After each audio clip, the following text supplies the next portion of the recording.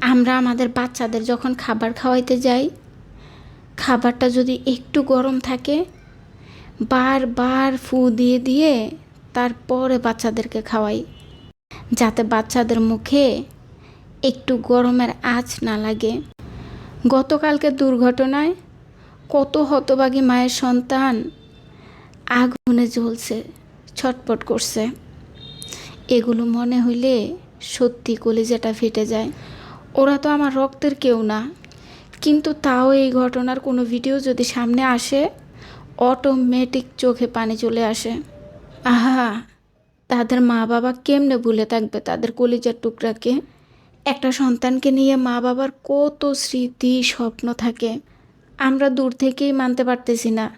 আর যাদের সাথে এই ঘটনা ঘটেছে তারা কেমনে মেনে নিবে? আর রিক্সাওয়ালা, সিএনজিওয়ালা, পানিওয়ালা, ওদের কথা আর কি বলবো। চিন্তা করি মানুষ কেমনে এত পাষাণ হয়। যেখানে জীবন নিয়ে টানাটানি, সেখানে নাকি তারা তাদের ডিমান্ড বাড়িয়ে দিয়েছে। 30-40 টাকার ভাড়া 120 টাকা, 150 টাকা নাকি চাইছে।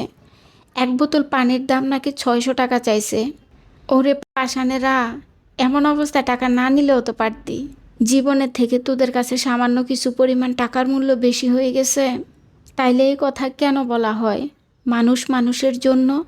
আমার মনে হয় কি জানেন, এই জুলাই মাসটা না আমরা বাঙালিদের কাছে একটা অভিশপ্ত মাসে পরিণত হয়ে গেছে।